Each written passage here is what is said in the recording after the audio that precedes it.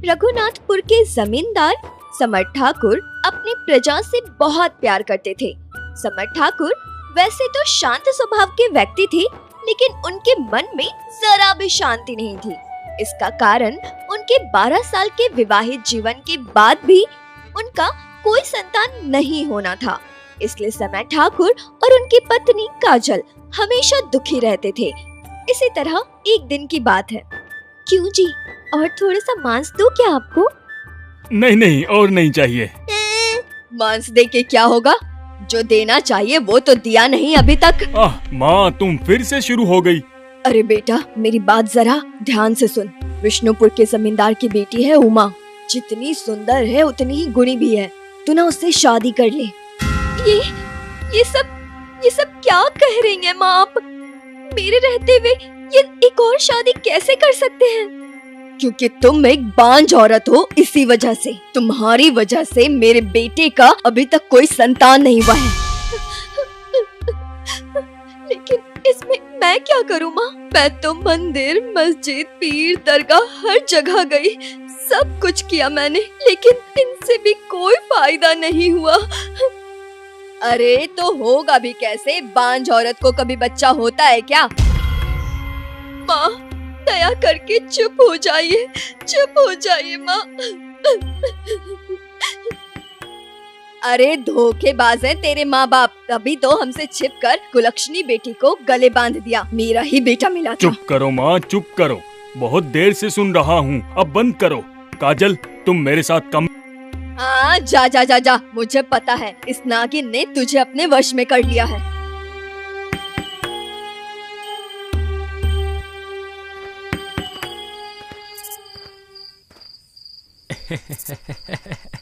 प्रणाम ठाकुर साहब। अरे नारायण, तुम तो आज छुट्टी पर थे ना?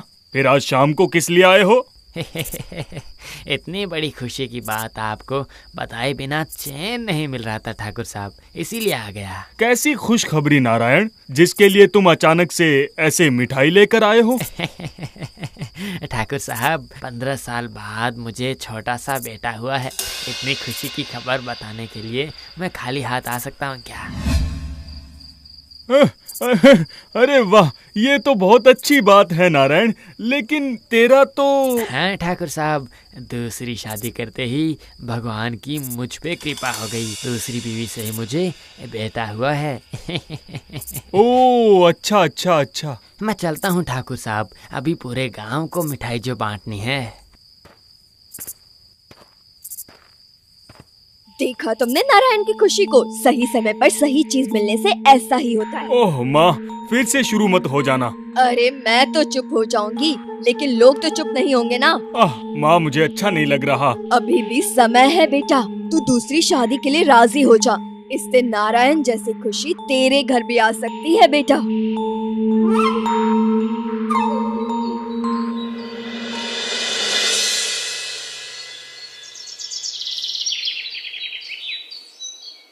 माँ, मैं आती हूँ थोड़ी देर में। कहाँ जा रही है ये तो बता महारानी। वो माँ जी, नायाब जी के बेटे का आज अन्नप्राशन है ना, वहीं जा रही हूँ मैं। कल आने को कहकर गए थे। दिमाग तो काम ही नहीं करता है तुम्हारा। इतना भी नहीं पता कि बांझ का किसी शुभ अवसर पे जाना मना है? माँ, आप इस तरह से क्यों कह रही हैं मुझे? तो और किस तरह से बोलूं, बता जरा। मेरे बेटे की जिंदगी तो बर्बाद कर दी तूने, और अब नायाब के बेटे के ऊपर नजर डालने जा रही है? हाँ? माँ, आप मुझे हमेशा इस तरह से क्यों कहती रहती हैं? बच्चा ना होने का क्या मुझे कम तकलीफ है, जो आप मुझे हमेशा ऐसी बातें सुनाती रहती हैं? काजल, अपने से बड़े लोगों से कैसे बात की जाती है, तुम्हें नहीं पता? ए जी, क्या आपने सुना नहीं माँ मुझे किस तरह से कह रही है? क्या गलत कह दिया मैंने, बताना। एक बांझ औरत का किसी भी शुभ अवसर पे जाना मना है, इतना भी नहीं पता इसे? जी, आपने सुना ना अभी माँ जी मुझे किस तरह से बातें सुना रही हैं, बताइए। माँ ने तो कुछ गलत नहीं कहा काजल, और बड़ों की बात सुननी ही चाहिए। क्या आप ये सब क्या बोल रहे हैं? माँ ने तो मुझे बहुत बार बोला, लेकिन मैंने नहीं सुना। लेकिन अब मैंने फैसला कर लिया है कि मैं दूसरी शादी करूँगा, तब शायद मुझे मेरा वंशज मिल जाए। इस दुखी होकर काजल अपने ससुराल से मायके चली जाती है।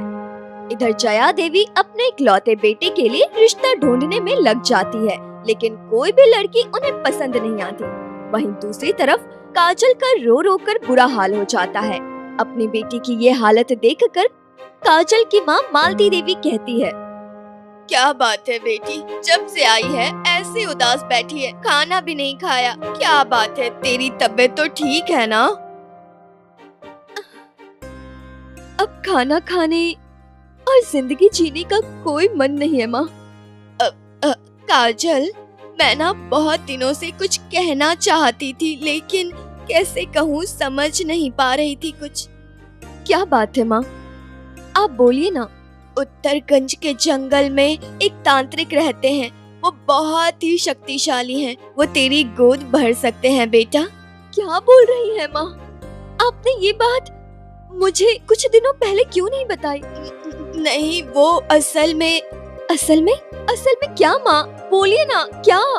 असल में वो तांत्रिक काला जादू करते हैं, अगर कुछ बुरा हो गया तो।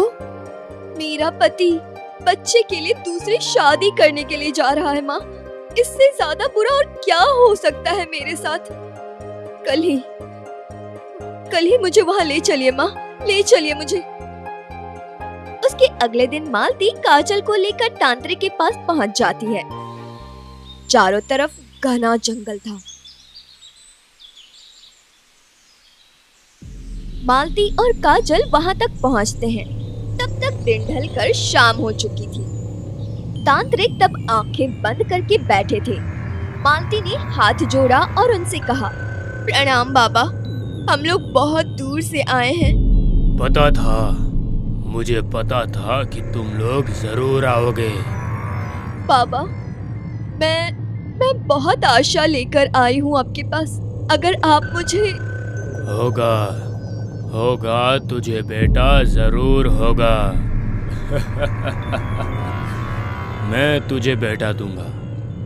जय पिशाचिनी जय। बाबा, आपने ये क्या कह दिया? मैं मन बना पाऊंगी? क्यों नहीं बन पाएगी, जरूर बन पाएगी। 1 मांगेगी तो 1, 10 मांगेगी तो 10। जय जय पिशाचिनी की जय। धन्य है बाबा, आपकी वजह से मेरी बेटी का घर उजड़ने से बच जाएगा।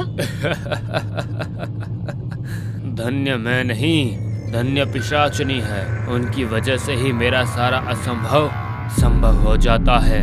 लेकिन एक काम करना पड़ेगा, क्या तू वो कर पाएगी? कर पाऊंगी बाबा, कर पाऊंगी, मैं सब कर पाऊंगी। आप सिर्फ मुझे आदेश दीजिए। पिशाचिनी को सिर्फ खून चाहिए, ताजा खून। वो तेरी गोद में बच्चा देंगे, लेकिन उसके बदले में तुझे हर अमावस्या को आकर खून देना पड़ेगा। जय पिशाचिनी की जय। खून देना पड़ेगा? लेकिन मैं दूंगी बाबा। हर अमावस्या को मैं खून लेकर आऊंगी, मैं वादा करती हूँ। जय पिशाचिनी की जय।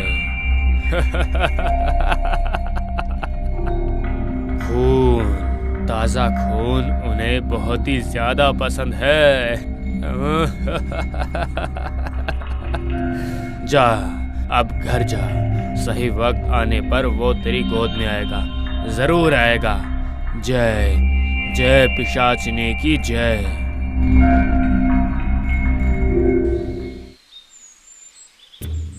इतने दिनों के बाद भगवान की कृपा हुई है। देखा ना तूने, मैंने कहा था ना। भगवान नहीं माँ, ये तो पिशाचिनी का आशीर्वाद है। उनके ही आशीर्वाद से मैं माँ बनने वाली हूँ। अब कोई चिंता की बात नहीं बेटी, सब कुछ ठीक चल रहा है। देखना माँ, अब वो मुझे जरूर ले जाने के लिए आएंगे। काजल, मैं बता नहीं सकता मैं कितना खुश हूँ आज। आप आ गए? हाँ काजल, मैं तुम्हें घर लेने आया हूँ। जो हुआ उसे भूल जाओ और मेरे साथ चलो। हाँ बेटा, दामाद जी तुझे लेने आए हैं। जा अपने पति के पास, पति और बच्चे के साथ खुशी खुशी से रहना। इस तरह देखते देखते 9 महीने गुजर जाते हैं। जमींदार की देखभाल से काजल बहुत खुश थी। जमींदार अब और धैर्य नहीं रख पा रहे थे, व्याकुल हो रहे थे अपने होने वाले बच्चे को देखने के लिए। लेकिन 10 महीने के बाद भी जब बच्चा नहीं हुआ, तब गांव के लोग बातें करने लगे। इस तरह 12 महीने गुजर गए। एक दिन जमींदार परेशान होकर काजल से पूछता है, ये क्या अजीब बात है तुम्हारी? देखते देखते 12 महीने गुजर गए, अभी तक बच्चा पैदा क्यों नहीं हुआ? होगा, बच्चा तो मेरे ही पेट में है ना। आप कुछ और दिन धैर्य रखिए ना जी। धैर्य रखते रखते 1 साल गुजर गया, और कितना धैर्य रखूं? और ये कैसा बच्चा है जो 12 महीने कोख में रहता है? ए जी, आप इतना गुस्सा मत करिए ना। मैं कह रही हूँ ना कि बहुत जल्दी हमारा बच्चा आएगा। आएगा कब से सुन रहा हूँ, लेकिन आ कहाँ रहा है? गांव वाले बातें बना रहे हैं। ये इंसान का बच्चा है या कुछ और है? नहीं, ये जरूर कुछ तो गड़बड़ है। मुझे कल ही काजल को लेकर तांत्रिक के पास जाना पड़ेगा।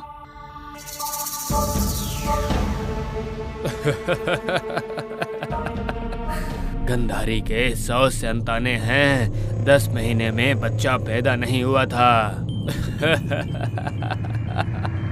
जानती है क्यों बाबा?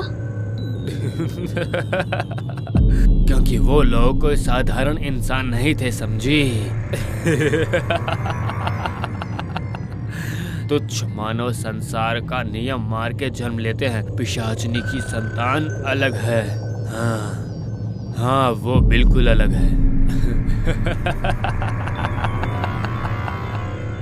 लेकिन बाबा, 10 लोग 10 तरह की बातें कर रहे हैं। दया करके आप कुछ उपाय बता दीजिए। और बाबा, मैं तो आपके आदेश के अनुसार हर अमावस्या को खून लेकर आ रही थी। आ रहा है, वो आ रहा है। और मात्र कुछ ही दिन बाकी है। अगली अमावस्या की रात को तेज बारिश में उनका जन्म होगा। जय पिशाचिनी की जय। जय हो पिशाचिनी की। जय तांत्रिक बाबा की जय। जय पिशाचिनी की जय।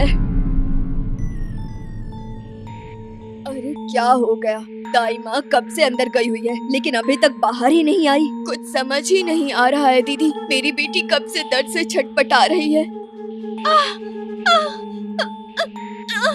और सहा नहीं जा रहा है।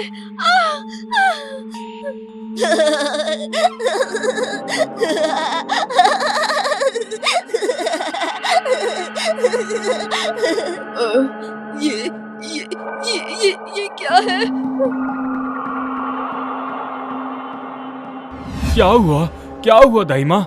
ये किसकी हंसने की आवाज थी? लड़का हुआ है जमींदार साहब, लेकिन बच्चा पैदा होते ही ऐसे हंस रहा है कि हे भगवान। क्या उल्टा पुल्टा बक रही है दाई? चल हट यहाँ से। जया देवी, जमींदार जी और मालती तीनों कमरे के अंदर जाते हैं तो वहाँ देखकर हैरान हो जाते हैं। बच्चा उनके तरफ देखकर हंसे जा रहा था। बच्चे को देखकर कोई नहीं कह सकता था कि वो एक नवजात शिशु है। दाई माँ डरते हुए कहती है, इन हाथों से मैंने कितने बच्चे पैदा किए हैं, लेकिन ऐसा बच्चा मैंने कभी नहीं देखा था, जो जन्मने के बाद रोता नहीं, हंसता है, और वो भी इस तरह। सच में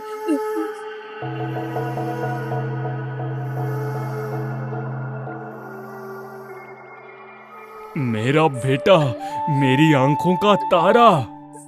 ए जी, आप खुश तो है ना? मैं बहुत खुश हूँ काजल। आज मेरी जिंदगी का सबसे बड़ा दिन है। आज का दिन बहुत ही शुभ है बेटा। आज तुम दोनों का सपना पूरा हुआ। अच्छा, तो बच्चे का नाम क्या रखोगे? इसके जन्म से मेरी जिंदगी आनंद से भर गई है, इसीलिए मैं इसका नाम आनंद रखूंगा। इस तरह से बीत जाते हैं पूरे 5 साल। इसी बीच आनंद का स्वभाव साधारण नहीं देखकर घर के लोग बहुत चिंतित रहते हैं। उस दिन सुबह काजल पागलों की तरह दौड़कर बाहर से आती है और बैठक में जैसे ही आती है जमींदार साहब पूछते हैं, क्या हुआ, आनंद मिला कि नहीं? नहीं, घर बाहर छत सब जगह देख लिया, लेकिन वो कहीं भी नहीं है। हाय हाय, ये क्या बोल रही हो बहू तुम ये बताओ, तुमसे क्या एक काम भी ठीक से नहीं होता है? अब इसमें मैं क्या करूं माँ जी? मैं तो घर का काम कर रही थी और वो पास में ही सोया हुआ था। जब मैंने देखा तो वो वहाँ नहीं था। तुम्हें तो पता है वो और 5 बच्चों की तरह नहीं है। वो 4 महीने में चलना सीख गया था, लेकिन 5 सालों में उसने एक शब्द तक नहीं बोला। और इन 5 सालों में वो कितनी बार गायब हो चुका है, मुझे तो कुछ समझ ही नहीं आता है कि हो क्या रहा है। ए जी, मेरे आनंद के ऊपर कहीं किसी भूत का साया तो नहीं? उल्टा सीधा बोलना बंद करो काजल, पहरेदारों को भेजता हूँ उसे ढूंढने के लिए। हे माँ, हे माता रानी, आप भी मेरे बच्चे की रक्षा कीजिएगा। इस तरह पूरी रात आनंद को ढूंढा गया, लेकिन वो कहीं नहीं मिला। अगले दिन काजल आंगन में खून के धब्बे देखती है। उस खून का पीछा करते हुए काजल मुर्गी के दरबे में जाकर देखती है तो गला कटा हुआ मुर्गी पड़ी दिखती है। वो जैसे ही अपने कमरे में आती है तो वो चौंक जाती है। आनंद बिस्तर पर सो रहा था। आनंद लौट आया है। आनंद, ये आनंद के मुंह में चारों तरफ ये क्या लगा हुआ है? ये तो खून लग रहा है। इसका मतलब आनंद, ईश्वर, ये सब क्या हो रहा है?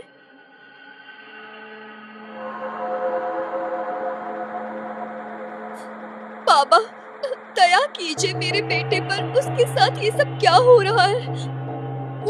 वो बीच बीच में गायब हो जाता है, पता नहीं कहाँ जाता है। वो जहाँ से आया है वो वहीं पर जाता है। वो वहीं पर जाता है रे पगली। इसका मतलब वो दूसरों की तरह आम बच्चा नहीं है। वो कुछ बोलता भी नहीं। वो कोई साधारण बच्चा नहीं होगा, ये तो तुझे पहले से ही पता था, और तूने भी अपना वादा निभाया नहीं ना। कौन सा वादा नहीं निभाया बाबा? यही होता है, जो मांगा जैसे ही मिल जाता है। तब सब भूल जाते हैं। बच्चा होते ही तू तो फिर से कभी खून देने नहीं आई थी।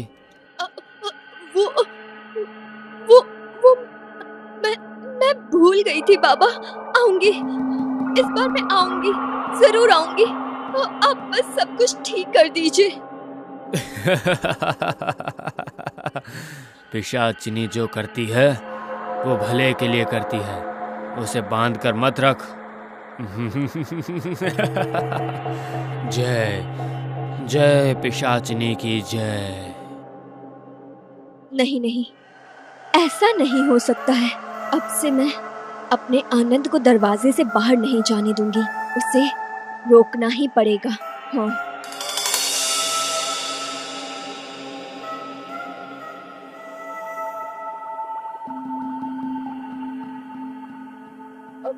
बेटा, क्या हुआ बेटा? क्या हुआ? बताओ ना। क्यों तुम इस तरह से अजीब व्यवहार करते हो? बताओ तो। तू फिक्र मत कर बेटा, उस पिशाचिनी का साया मैं दूर करके ही रहूंगी। मैं तुम्हें स्वस्थ करके ही रहूंगी, देखना। आज अमावस्या है। आज मैं किसी भी हालत में आनंद को बाहर नहीं जाने दूंगी। जरूरत पड़ी तो पूरी रात उसके पास बैठूंगी। उस वक्त रात के 2 बज रहे थे। आनंद को सुलाकर बैठे रहने से काजल की आंख कब लग गई उसे पता ही नहीं चला। अचानक एक आवाज सुनकर काजल जग जाती है। वो देखती है आनंद घर से बाहर जा रहा है।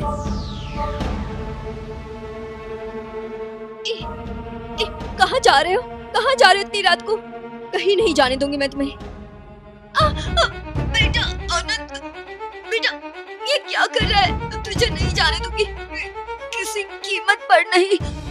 उस वक्त आनंद की आंखें खून की प्यासी थी। उसके मुंह के दोनों कोने से 2 तेज दांत धार वाले बाहर निकले। वो काजल के गर्दन को निशाना बनाकर उस पर झपटता है और अपने तेज दांत काजल की गर्दन पर गड़ा देता है। काजल को चीखने का मौका ना देते हुए वो खून पीने लगता है। खून की प्यास बुझते ही आनंद जाकर सो जाता है और फर्श पर पड़ी रहती है काजल की मृत शरीर। हे भगवान, ये क्या सर्वनाश हो गया? मेरी बेटी को मार डाला। मुझे तो कुछ समझ में नहीं आ रहा, ये सब कैसे हुआ? कमरे में तो सिर्फ आनंद ही था। मुझे सब समझ आ गया है। मैं पहले से ही जानती थी कि ये बच्चा कोई साधारण बच्चा नहीं है। वो इंसान के रूप में एक शैतान है। माँ, आप ये सब क्या बोल रही हो? क्या आप पागल हो गई हैं? नहीं बेटा नहीं, मैं सच कह रही हूँ। मैंने अपनी आंखों से देखा था उसे मुर्गी के दरबे। मुर्गी के दरबे में घुस गया? क्या माँ, बोलो। मुर्गी के दरबे में घुसकर मुर्गी का खून पीते हुए। मैंने किसी को बताया नहीं, लेकिन मुझे अब सब समझ आ रहा है कि ये सब कांड उसी ने किया है। ये सब आप क्या बोल रही हो माँ? ये ईश्वर इतनी मुश्किल से संतान दिया और वो भी ऐसा, लेकिन इंसान के गर्भ में ऐसा बच्चा आखिर हो कैसे सकता है? गर्भ तो इंसान का है, लेकिन बच्चा उस पिशाचिनी का है। पिशाचिनी का। काजल, काजल, मैं ये सब कभी बताना नहीं चाहती थी, लेकिन अब मुझे सब बताना पड़ेगा। आखिर बात क्या है? जरा खुलकर बताएंगी? मुझे कुछ समझ में नहीं आ रहा।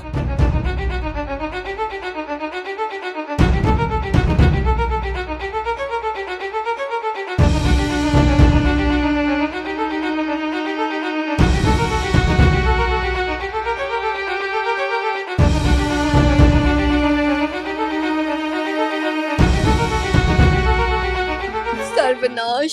हाय हाय हाय हाय हाय! आपने ये क्या कांड कर दिया पता है? अब क्या होगा? कुछ नहीं होगा। जब तक मैं हूँ तुम्हें डरने की बिल्कुल जरूरत नहीं है। गुरुदेव, आप यहाँ कैसे? तुम लोग, तुम्हारा पूरा परिवार खतरे में है। मुझे आभास हो गया था, लेकिन दुर्भाग्य ये है कि मैं बहू को बचा नहीं पाया। बेटा, रक्षा कीजिए गुरुदेव। अपनी बहू को तो मैंने खो दिया, अब बेटे को नहीं खोना चाहती मैं। दया कीजिए। समर, वो बच्चा मनुष्य योनि का बच्चा नहीं है, वो प्रेत योनि का बच्चा है। उसे बांधकर मत रखो। वो जिसका बच्चा है उसके पास उसे जाने दो। इसका मतलब गुरुदेव? अमावस्या की रात को वो हर बार की तरह बाहर जाएगा और अमावस्या में किसी जानवर का खून पिए बिना ये लोग नहीं रह पाते हैं। क्या बोल रहे हैं आप गुरुदेव? ये लो अभिमंत्रित विभूति। अगले अमावस्या में जैसे ही वो घर से बाहर निकलेगा, तुम ये विभूति घर के बाहर छिड़क देना। उसके बाद वो कभी लौट कर नहीं आएगा। इसके बाद अमावस्या की रात जैसे ही घर से आनंद निकलता है, तभी जमींदार जी ने घर के बाहर विभूति छिड़क दी। इसके बाद आनंद कभी लौटकर घर नहीं आया। इसके बाद उसे कभी किसी ने नहीं देखा।